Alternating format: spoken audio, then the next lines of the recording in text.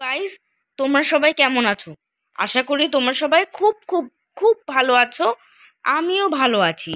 তো আজকে আমরা একটি গল্প পড়ব। সেই গল্পটির নাম হচ্ছে একটি ব্যাঙ ও একটি ছেলের গল্প। তো অনেক দিন আগের কথা, একটি পুকুরে অনেকগুলো ব্যাঙ ছিল। তো সেখানে একটি ছেলে প্রত্যেক দিন সেই ব্যাঙটির গায়ে ঢিল ছুরি মারত। তখন এই ব্যাঙদের খুব কষ্ট হতো। সেই জন্য এই গল্পের মূল কথাটি হয়েছে অন্যদেরকে কষ্ট দিতে নেই। তো কেউ অন্য কাউকে কষ্ট দেবে না। তো এই যে আমরা একটি ছবি দেখতে পাচ্ছি, সেই ছবিটা দেখাচ্ছে একটি ছেলে এ পুকুরে ব্যাঙটা কি ঢিল ছুঁড়ে মারছে। তো ব্যাঙটি অনেক কষ্ট অনুভব করছে।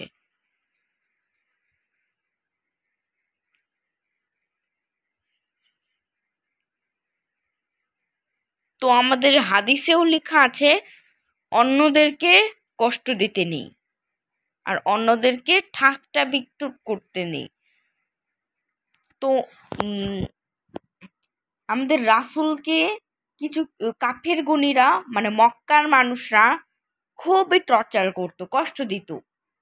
তো সেই জন্য আমাদের নবীজি সে কষ্টটা সহ্য করে মদিনাতে হিজরত করেছেন।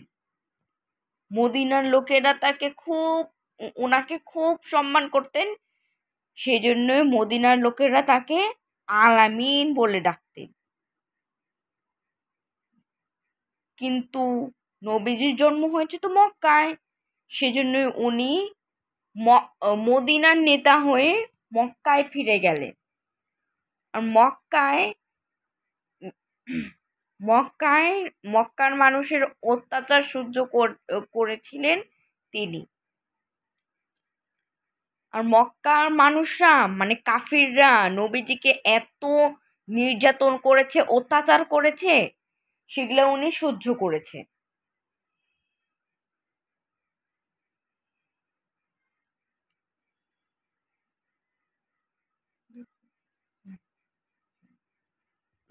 তো ওই যে গল্পের মধ্যে বলছে যে ছেলেটি ব্যাঙটির দিকে ঢিল ছুঁড়েছে, নির্যাতন করছে, সেটাই একটা অন্যায়। আর হাদিসে লেখা আছে মক্কার মানুষরা নবীজিকে খুব নির্যাতন করত।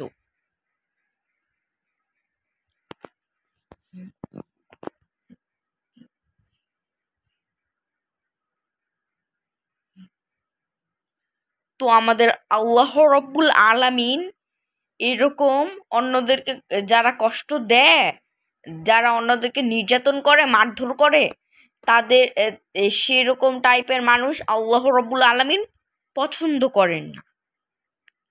আজ থেকে আমরা বিদায় নিচ্ছি। ধন্যবাদ।